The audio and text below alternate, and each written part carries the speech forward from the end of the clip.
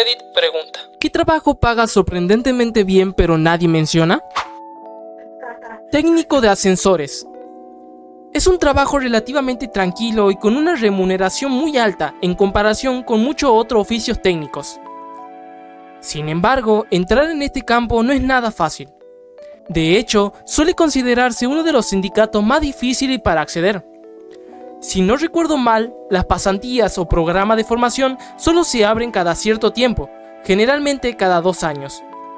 Cuando eso ocurre, las personas aplican y si son aceptadas, pueden ser asignadas prácticamente a cualquier lugar del país para realizar su formación.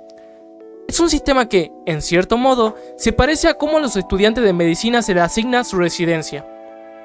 Me gustaría aclarar un poco mi comentario, ya que algunas personas han mencionado que eso no es cierto de tener que mudarse o ser asignado a cualquier parte del país. Para explicarlo mejor, voy a usar mi caso como ejemplo hipotético. Vivo en Carolina del Sur, y actualmente mi sindicato local no tiene ninguna convocatoria abierta. Esta es información que se puede encontrar fácilmente en línea. Entonces, si realmente quisiera entrar en esta profesión, tendría que buscar otras opciones. El sindicato más cercano con una convocatoria disponible está en Atlanta, y según tengo entendido, abriría recién en primavera de 2027. Así que, si bien es cierto que existen sindicatos locales donde podrían hacer tu pasantía, la realidad es que las probabilidades de ingresar ya son bastante bajas. Y, además, es aún menos probable que haya una oportunidad disponible justo en tu zona cuando decidas aplicar. No es tan simple como ir a ciudades cercanas como Greenville o Charleston y presentar una solicitud en cualquier momento. En la práctica, lo común es que termines considerando mudarte, porque debes aprovechar cualquier oportunidad disponible en lugar donde estén aceptando solicitudes. En un campo tan competitivo y cerrado, muchas veces no puedes darte el lujo de elegir ubicación, tomar lo que te apetece y te adaptas a eso. Un chico con el que fui a la preparatoria decidió ir a una escuela técnica media jornada en su último año. Venía a la escuela y a la mitad del día tomaba un camión a la escuela técnica. En fin, eligió herrería como su oficio y se burlaban de él sin parar. Esto fue en Long Island en los 90, cuando los herreros ya casi estaban olvidados. Como sea, se graduó y empezó a aprender con un herrero. Finalmente se lanzó por su cuenta, encontró su nicho y empezó a hacer lo suyo. ¿Su nicho? Herrar caballos. ¿Su nicho de nichos? Diseño y produjo herraduras especiales para caballos de carreras. Ahora, 2 equipos diferentes lo tienen en nómina y viaja con ellos por todo el país. Está ganando un montón de lana para un tipo que se convirtió en solo un herrero. Un chico bien buena onda en la escuela, me da gusto por él. Mi esposo es mecánico de aviones. Mucha gente asume que, por tratarse de un trabajo manual o de oficio, debe estar ganando el salario mínimo o apenas un poco más. Pero la realidad es muy distinta. De hecho, una vez un amigo nuestro estaba iniciando un negocio y le ofreció trabajo. Cuando mi esposo le dijo cuánto tendría que pagarle para que valiera la pena dejar su empleo actual, el tema no volvió a mencionarse. Ahí quedó bastante claro que existe una gran desconexión entre la gente que cree y lo que realmente se gana en este tipo de profesiones. Me llama la atención que tantas personas sepan que los mecánicos de aviones suelen estar bien remunerados, pero aún así haya quienes duden de experiencias reales.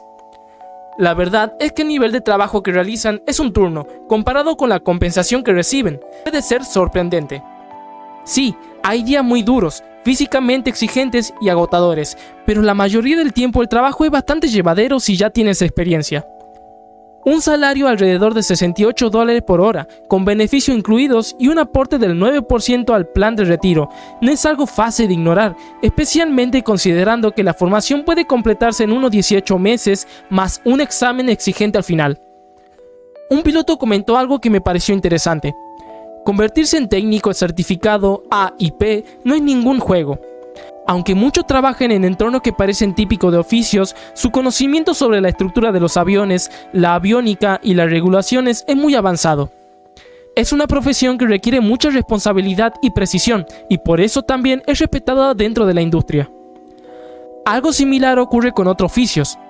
Por ejemplo, los mecánicos automotrices también pueden generar muy buenos ingresos. Conozco a alguien que tiene un taller con 3 empleados y factura alrededor de 1 millón al año, quedándose con entre 200 y 300 mil de ganancia. Eso sí, no es un trabajo sencillo. Hay momentos en los que se trabaja contra reloj, lo que puede implicar quedarse toda la noche en el taller hasta terminar una tarea crítica. Además, al principio muchas veces hay que invertir dinero propio en herramientas y equipo. Aún así, sigue siendo una carrera muy rentable. Es una lástima que durante tanto tiempo se haya instalado la idea de que los trabajos de oficios no ofrecen buenas oportunidades económicas. Tal vez no siempre tenga el mismo techo salarial que algunas profesiones corporativas de alto nivel, pero la mayoría del oficio bien ejercido se puede vivir muy bien. Yo trabajo en la construcción y es bastante común ver cómo alguien empieza como empleado y con el tiempo logra abrir su propia empresa y tener éxito. No necesariamente necesitas un título universitario para conseguir un buen trabajo o construir una carrera sólida. Los oficios, cuando se toman en serio, pueden ser una excelente opción profesional. Yo trabajaba como contadora y tenía una clienta que decidió dejar su empleo tradicional para dedicarse a la importación y exportación de juguetes pequeños. Al principio parecía una decisión arriesgada, pero con el tiempo logró generar ingresos de más de 600,000. Por lo que entendí, en realidad subcontrataba gran parte del proceso, desde la producción hasta la logística. Su trabajo consistía más en coordinar, negociar y conectar proveedores con compradores, actuando como intermediaria. Aún así, le funcionó increíblemente bien y terminó construyendo un negocio muy rentable sin tener que encargarse directamente de cada detalle. Actualmente trabajo en educación superior y uno de mis compañeros renunció después del COVID porque estaba ganando muchísimo dinero con el dropshipping. Sinceramente, todavía me cuesta entender cómo lograba que ese modelo de negocio fuera tan rentable. Básicamente vendía productos bastante simples, como botellas de agua, cuadernos y otros artículos cotidianos. Nada fuera de lo común, pero supo encontrar la forma de posicionarlos bien y aprovechar la demanda online. Mientras muchos lo veían como algo pasajero, él logró convertirlo en su principal fuente de ingresos y decidió dedicarse a eso a tiempo completo. Además, otro compañero se interesó en el mundo de las antigüedades cuando comenzó la pandemia. Lo que empezó como una simple curiosidad terminó convirtiéndose en algo mucho más serio. Empezó investigando, comprando piezas pequeñas y aprendiendo sobre su valor con el tiempo. Poco a poco fue ampliando su conocimiento y sus contactos, hasta que terminó armando un negocio de importación y exportación bastante rentable. Con el tiempo, incluso decidió crear contenido sobre el tema y abrió una cuenta de TikTok donde muestra sus hallazgos, cuenta historias detrás de los objetos y comparte consejos. Gracias a eso, logró reunir una gran cantidad de seguidores, lo que también le dio más visibilidad a su negocio y nuevas oportunidades. En general, lo que más me sorprende de todas estas historias es cómo trabajos o actividades que a simple vista parecen comunes o poco llamativos pueden terminar siendo increíblemente rentables si se hacen de la manera correcta. Muchas veces no se trata solo del producto en sí, sino de la estrategia, el momento y la forma en que se aprovechan las oportunidades. Irónicamente, ahora mismo muchos de los trabajos mejor pagados son para los pasatiempos de los ultra ricos. Este es un gran ejemplo, casi solo millonarios y gente con más plata involucrados en las carreras de caballos. Es como ser técnico de veleros, todos los que compran tus servicios tienen decenas o cientos de miles de dólares extra para comprarse un velero por diversión. Los guías de caza pueden cobrar miles o decenas de miles para llevar a un dentista o abogado a cazar. Los operadores de tratamiento de aguas residuales son un ejemplo perfecto de trabajos que casi nadie menciona, pero que están sorprendentemente bien pagados. La mayoría de la gente ni siquiera piensa en este tipo de empleo, pero ofrecen buenos salarios, una gran estabilidad laboral y, en muchos casos, solo requieren certificaciones técnicas en lugar de una carrera universitaria de 4 años. Además, todas las ciudades los necesitan, por lo que la demanda es constante y difícilmente desaparezca. En mi pequeño pueblo rural pasó algo bastante ilustrativo. Durante casi 15 años no le habían aumentado el sueldo al encargado del tratamiento de agua. Llegó un punto en el que decidió exigir un aumento, especialmente después de que el municipio gastara una gran cantidad de dinero en camionetas enormes para la policía local, que en la práctica apenas utilizaban mientras estaban de guardia. El pueblo argumentó que no tenía presupuesto para subirle el salario, así que el hombre decidió irse. Poco tiempo después consiguió otro trabajo donde, según se comenta, duplicó su sueldo. Las consecuencias no tardaron en aparecer. Desde entonces, el pueblo ha tenido que emitir órdenes de hervir el agua cada pocos meses, y muchos padres directamente se niegan a que sus familias consuman agua del grifo. Cada vez que vuelvo, me encuentro con pilas de cajas de agua embotellada compradas en supermercados. Lo más curioso es que muchos ya ven esta situación como algo normal. En mi opinión, todo esto se podría haber evitado pagando de forma justa a la persona responsable de garantizar la calidad del agua. Pero bueno, cada lugar tiene sus prioridades. En mi caso personal, trabajo en producción de agua potable en una ciudad de unos 50,000 habitantes en Quebec, Canadá, y tengo un salario de 6 cifras. Los sueldos en el tratamiento de aguas residuales son bastante similares, aunque el trabajo puede ser un poco más desagradable. Aquí se requiere un título técnico que toma aproximadamente 18 meses en completarse, pero prácticamente garantiza empleo, ya que no mucha gente considera esta profesión como una opción. También es importante mencionar que los salarios pueden variar bastante dependiendo del lugar. En Estados Unidos, por ejemplo, estados como California, Washington, Alaska, Nueva Jersey y Nueva York suelen ofrecer las mejores remuneraciones en este campo. Conozco el caso de alguien que trabaja en California, cerca del área de la bahía. Aunque sigue siendo una zona con un costo de vida alto, es considerablemente más accesible que ciudades como San Francisco o San José. En esa área, es posible encontrar viviendas iniciales en el rango de los $400 a $500,000 a unos 20 minutos de la planta donde trabaja. Él es técnico de instrumentación y electricidad, EI, no operador directamente, pero las escalas salariales en su planta son bastante similares. La diferencia es que los operadores suelen hacer más horas extras y estar de guardia, mientras que él mantiene un horario más estable, de 9 a 5, con muy pocas horas adicionales. Aún no ha alcanzado el salario máximo, pero espera hacerlo en unos 2 años y medio. Este año proyecta ganar alrededor de $121,000 y el tope salarial en su puesto ronda los $72 por hora, lo que equivale a unos $155,000 anuales sin contar horas extras. Además, cuenta con beneficios importantes como atención médica completamente cubierta y un sistema de pensión, lo que hace que el trabajo sea aún más atractivo a largo plazo. En definitiva, es uno de esos trabajos esenciales que sostienen la vida cotidiana de las ciudades, pero que rara vez reciben la atención o el reconocimiento que merecen, a pesar de ser fundamentales y estar muy bien remunerados. Vendedor de alpines. Tengo un cartel, literal, en la costa. El negocio de la venta de alpines no es para los que se achican. Créeme cuando te digo que los emus son más cabrones que cualquiera en Reddit. No empecé en alpines, empecé con basura. Mi primer trabajo después de la universidad fue un contratista de instalaciones que daba servicio a parques municipales. Mal pagado, muchas horas, mucho tiempo alrededor de los contenedores de basura, detrás de los centros de visitantes y los recintos de zoológico. Aprendes rápido qué se tira y qué se compra al por mayor. Y una cosa seguía apareciendo en ambos lados de esa ecuación: semillas. Cada parque, cada zoológico, cada aviario. Pales entrando. Bolsas de comida a media usar que se tiraban cuando se humedecían, se contaminaban o simplemente se rotaban por existencias frescas. Durante el COVID, los presupuestos se ajustaron. Los parques recortaron gastos. La calidad bajó. Escuché a la gente quejándose de las compras, de cómo estaba todo controlado por un tipo canadiense-francés, medio polvoriento que daba un producto inconsistente. Así que empecé a hacer preguntas tontas. ¿Quién suministra esto? ¿Cómo se otorgan los contratos? ¿Por qué siempre es ese tipo? Resulta que a los grandes distribuidores les da asco esta categoría. Los márgenes son bajos, la logística es molesta y nadie en la cima parecía saber una mierda sobre alpines. Renuncié 6 meses después y conduje hasta una cooperativa de Carolina que procesaba granos.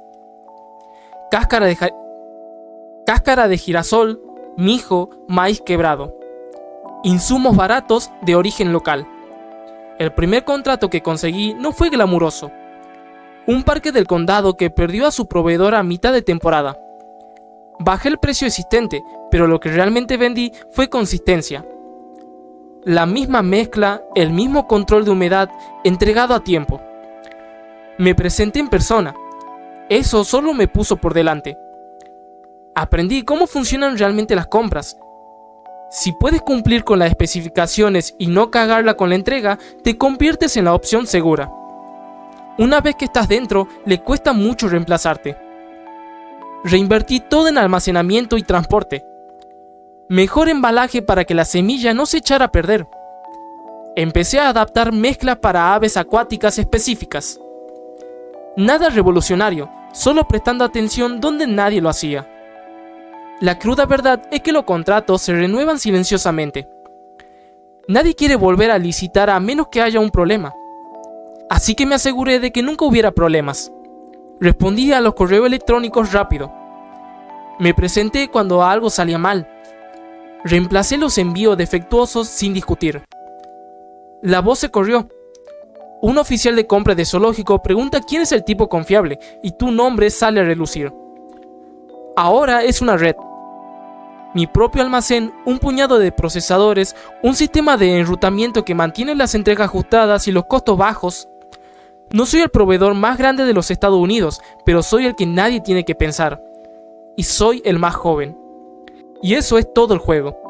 Encuentra la cosa que todos pasan por alto porque parece demasiado pequeña. Luego, trátala como si importara. Y sobrevivir a las generaciones que están encima de nosotros. Trabajo en el tratamiento de aguas residuales actualmente, y es difícil conseguir mejor paga en otro campo sin un título universitario o experiencia laboral en algún otro campo. Apliqué sin experiencia hace 3 años. Hay altibajos en este trabajo como en cualquier otro, pero hay 3 cosas que me vienen a la mente. 1. Salud. He tenido suerte de no enfermarme hasta ahora, pero todo lo que necesita es incluso la gota más pequeña de aguas residuales para que caiga en tu labio o entre en una herida abierta y te esperan un par de días o semanas muy duros. 2. Tiempo. Las plantas de tratamiento de aguas residuales están abiertas 24 horas del día, los 7 días de la semana, los 365 días del año. Si no permanecemos abiertos, la gente muere. Así que prepárense para luchar por tener libres los días festivos importantes. Afortunadamente, en mi planta hay una división entre los muchachos más jóvenes con familias e hijos que piden el día libre y por lo general, algunos de los muchachos mayores que no tienen hijos con gusto trabajan el turno extra para la paga del feriado. 3. Compañeros de trabajo. El tratamiento de aguas residuales es un campo de trabajo manual por naturaleza, pero si trabajas en una planta más grande como la mía, obtendrás una mezcla de operadores, mantenimiento, electrónica, ingenieros y actualmente contratistas debido a una expansión de biosólidos que estamos haciendo. Esto crea un ambiente que tiene mucha competencia entre los diferentes departamentos, pero también amplía mucho el alcance del conocimiento que puedes obtener sobre tu trabajo. Los ingenieros civiles, los técnicos de electrónica industrial, los trabajadores de mantenimiento, todos tienen diferentes interacciones con la planta que puedes usar para conocer mejor tu trabajo. Mi tío fue técnico de ascensores durante casi 40 años. Pagó por adelantado a la universidad de mis 2 primos, pero solo uno se aprovechó y eventualmente se obtuvo una maestría. Se aseguró de que su esposa disfrutara de su atención médica superior durante años restantes, pagó su casa y sus pasatiempos mucho antes de lo esperado, y siempre le dio a sus amigos y familiares regalos fenomenales en las ocasiones de dar regalos. Sin mencionar la infinidad de personas que salvó, liberando a alguno de quedar atrapado en un ascensor, y quién sabe a cuánto salvó gracias a su conocimiento y experiencia. El tío Mike era un hombre de su madre. No se quedó mucho tiempo con nosotros después de jubilarse, pero era muy respetado, amaba a su familia y era un jefe absoluto en su carrera. Vivo en Lexington, que es la capital mundial de los caballos, y tengo un montón de amigos herreros irlandeses, y amigo, esos tipos hacen un montón de plata. Uno pensaría que la plata se va en tragos en los bares de la azotea del centro, pero ellos están en Secartis un sábado por la mañana tomando Magners y viendo rugby. Los dueños de caballos, los dueños de fincas vienen con ellos. Ahí es donde se hacen los negocios por acá. Marinero mercante, específicamente en Estados Unidos, con licencia y trabajando en alta mar, es uno de esos trabajos que pueden llegar a ser extremadamente bien pagados. Para dar un ejemplo concreto, en 2018 ganaba alrededor de $120,000 al año trabajando solo 6 meses como tercer ingeniero asistente. El año pasado, ya como primer ingeniero asistente, llegué a ganar unos $189,000 por 6 meses de trabajo. Eventualmente decidí volver a trabajar en tierra por razones personales, pero sinceramente era un empleo increíble en muchos aspectos. Edith, quiero aprovechar para recomendar el programa de mi sindicato, AMO, American Maritime Officers, específicamente el programa Star Center TAC. Tiene una duración de aproximadamente 2 años y te permite obtener una licencia como tercer ingeniero asistente diésel, que fue justamente el punto de partida de mi carrera. Lo más interesante es que no tiene costo directo para el estudiante, aunque sí implica un compromiso de trabajar como miembro del sindicato durante un periodo determinado, que creo que ronda los 5 años. Eso sí, es necesario ser ciudadano estadounidense para poder aplicar, y el periodo de inscripción suele cerrar el 1 de junio. Actualmente trabajo en remolcadores, que en general pagan un poco menos que otros barcos, pero aún así los compañeros están ganando alrededor de $700 al día. Entiendo que la idea de estar largos periodos fuera de casa puede ser un obstáculo importante para muchas personas, pero también hay que verlo desde otra perspectiva. Básicamente tienes 6 meses de vacaciones al año. Dependiendo de tu estilo de vida, eso puede ser una gran ventaja. Además, si necesitas generar más ingresos, normalmente puedes optar por trabajar más tiempo y aumentar considerablemente tus ganancias. Si decides esforzarte durante 1 o 2 años, no es raro superar los $200,000 anuales. También me han comentado que muchos recién graduados consiguen su primer trabajo en barcos que operan en Alaska. Según entiendo, puede resultar algo monótono, pero el verdadero desafío es permanecer el tiempo suficiente como para ser considerado residente, ya que de lo contrario podrías terminar pagando una cantidad significativa de impuestos a tu estado de origen. Ahora bien, no todo es perfecto, y es importante ser honesto. Trabajar en un barco es, por naturaleza, una actividad con ciertos riesgos, como cualquier otra industria pesada. Uno de los mayores peligros es el aislamiento. Si te lesionas en el mar, no puedes simplemente trasladarte a un hospital, pueden pasar días antes de recibir atención médica adecuada. Si ocurre un incendio, no hay bomberos externos, la tripulación es la encargada de responder. Además, se trabaja constantemente con maquinaria pesada y productos químicos, lo que exige una mentalidad muy enfocada en la seguridad y en seguir los procedimientos al pie de la letra. Aún así, con las regulaciones actuales, es una industria bastante segura en términos generales, y la probabilidad de accidentes graves o fatales es relativamente baja. De hecho, la mayoría de los incidentes que he visto ocurrieron porque alguien decidió ignorar los protocolos de seguridad o actuar de manera imprudente. En lo personal, nunca presencié una muerte a bordo. A pesar de todo, recomiendo esta carrera, especialmente en el área de ingeniería. Es un trabajo que te permite resolver problemas constantemente, trabajar con tus manos, desarrollar una gran variedad de habilidades técnicas y, además, viajar por el mundo. Todo esto mientras obtienes ingresos muy altos. En mi familia, varias personas siguieron este mismo camino, y todos coinciden en que es una opción profesional muy valiosa. Si tienes hijos o conoces a alguien joven interesado en este tipo de carrera, es una excelente idea considerar una academia marítima después de la secundaria. En Estados Unidos existen varias academias estatales, como las de Nueva York, Maine, Massachusetts, Texas, California y la región de los Grandes Lagos, además de la Academia Federal, que es gratuita y ofrece una formación muy completa. Qué raro, mi vecino de al lado empezó a hacer alpines en la costa este. La empresa donde trabaja vende a particulares en lugar de a empresas, o al menos así lo describió él. Está jubilado y quería algo que hacer a tiempo parcial. Los de la empresa de semillas para pájaros llegaron al pueblo y buscaban gente para llevar una tienda aquí. Ahora vende semillas para pájaros. Dice que se venden súper bien. Aparentemente, hay gente que compra cientos de dólares de una vez. Al principio pensé que estaba loco, pero parece que vender semillas para pájaros es muy lucrativo. Lo describió como semillas para pájaros boutique. Mi primer pensamiento fue quién en realidad compra tanto de eso como particular donde yo vivo, pero hasta ahora le ha ido bien. Cualquier cosa donde tengas que meterte debajo de la casa de alguien más. Yo era administrador de pensiones, trabajando en exámenes actuariales. Cuando compré mi casa, venía con una zarigüeya muerta debajo. El tipo que quitó esa zarigüeya tenía el doble de ingresos anuales que yo. Pero también tenía que meterse debajo de la casa de la gente y quitar esas cosas muertas. Mi mejor amiga tiene un cliente de cuidado de mascota que es muy rico.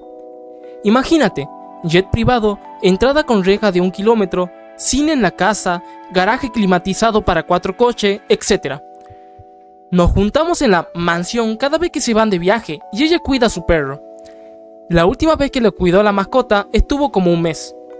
Un día, cuando estábamos pasando el rato, fuimos a caminar.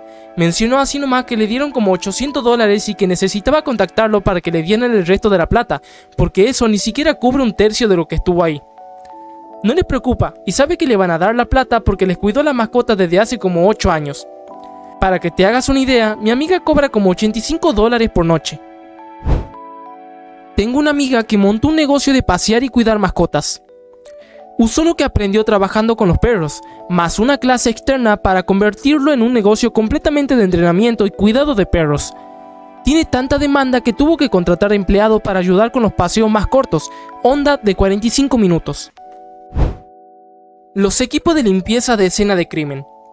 Les pagan súper bien por razones obvias, como por poner atención a los detalles y a tener un almuerzo largo, cosas así. Pero sí, es un trabajo de nicho. ¿Quién carajo quiere ir a limpiar la materia gris de la suiza del banco del tercer piso y del balcón del segundo piso? Y del balcón del primer piso. Cuidar casas o mascotas para personas con mucho dinero es uno de esos trabajos que casi no se mencionan, pero que pueden llegar a ser sorprendentemente bien pagados. Las tarifas suelen ser bastante altas y, además, muchas veces incluyen beneficios como alojamiento gratuito y acceso a comida de alta calidad. En algunos casos, incluso puedes utilizar las instalaciones de la casa como si fuera tuya durante el tiempo que estés allí. Y si tienes un trabajo remoto, generalmente puedes seguir haciéndolo sin problemas, lo que lo convierte en una opción muy conveniente. En mi caso, cuando me mudé a Aspen, Colorado, empecé a cuidar perros para gente muy adinerada. Al principio lo veía como una forma sencilla de ganar un dinero extra, pero terminó siendo bastante rentable. Me pagaban alrededor de $100 al día por un perro, y entre 150 y 175 por 2.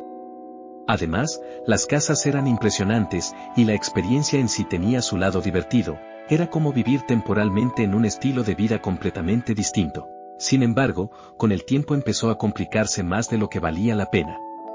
Algunas personas se enteraban de que yo hacía ese trabajo como algo adicional y, como teníamos cierta relación, asumían que lo haría gratis o a un precio muy bajo. Esa expectativa terminó generando situaciones incómodas y convirtió algo sencillo en un problema constante. También conozco a una amiga en Nueva York que se dedica exclusivamente al cuidado de gatos. No es que gane una fortuna, pero tiene un buen nivel de vida. Puede salir a cenar con frecuencia, asistir a conciertos y darse algunos gustos sin demasiadas preocupaciones. De hecho, este tipo de trabajo es algo que muchas personas comienzan a hacer desde jóvenes. Yo mismo lo hacía mientras estaba en la secundaria y durante mis estudios técnicos. Algunos clientes pagaban bastante bien simplemente por quedarse en sus casas, cuidar a sus mascotas y asegurarse de que todo estuviera en orden. Probablemente fue uno de los trabajos más fáciles que tuve. En mi caso, además, tuve la ventaja de que mis abuelos, que tienen contactos con personas adineradas, me recomendaron con conocidos que viajaban con frecuencia. Eso me permitió acceder a oportunidades que, de otra forma, habrían sido más difíciles de conseguir.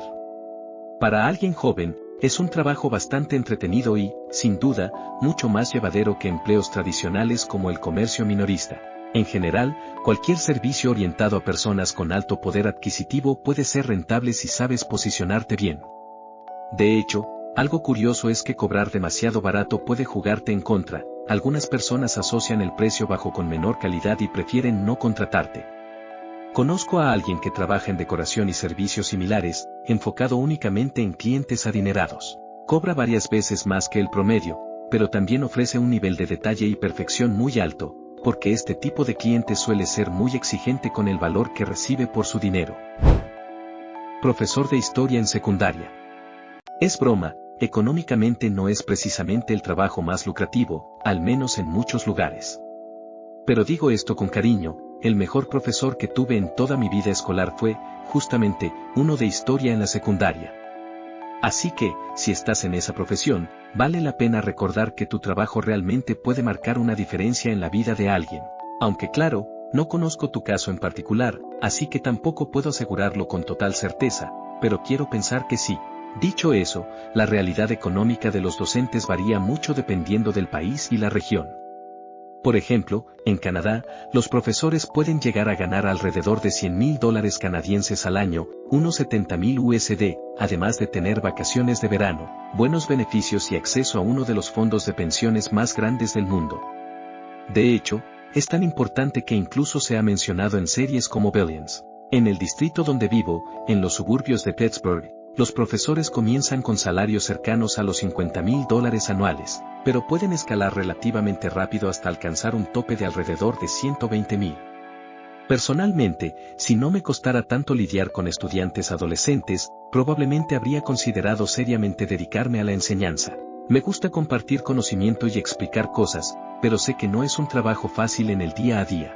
Además, hay formas de aumentar considerablemente los ingresos, entrenamientos adicionales, estipendios, tener una maestría, impartir cursos de doble inscripción o acceder a incentivos estatales como el TIA en Texas. Con todo eso, no es raro que un profesor llegue al rango de 90K, 100K después de unos 10 años. Sumado a los veranos libres, los feriados y unos 10 días de licencia por enfermedad al año, puede ser una vida bastante estable. Lo más importante es que es una profesión con impacto real. Si te importa contribuir a la sociedad, pocas carreras ofrecen esa oportunidad de forma tan directa. Llevo 12 años en la docencia, así que hablo desde la experiencia. En muchos estados, los profesores pueden vivir bastante bien. Por ejemplo, después de enseñar durante una década en una escuela de bajos recursos en el centro de la ciudad, llegué a ganar unos $90,000, lo cual era más que algunos amigos que trabajaban en suburbios acomodados, e incluso el doble de lo que ganan docentes en ciertas regiones del sur. Incluso los salarios iniciales pueden ser decentes, en zonas complicadas de Filadelfia. Por ejemplo, un profesor de secundaria con solo licenciatura puede empezar ganando alrededor de $55,000. A eso se le suman beneficios como el programa de perdón de préstamos estudiantiles, PSLF, que después de 10 años puede eliminar una parte importante de la deuda. En mi caso, me redujo unos $20,000 de golpe, lo cual fue un gran alivio. Por supuesto, no todo es positivo. Hay días realmente difíciles, y muchas veces el trabajo puede ser emocionalmente exigente. Pero, siendo realistas, eso pasa en casi cualquier profesión. La diferencia es que aquí, a pesar de todo, sabes que estás dejando una huella en la vida de otras personas.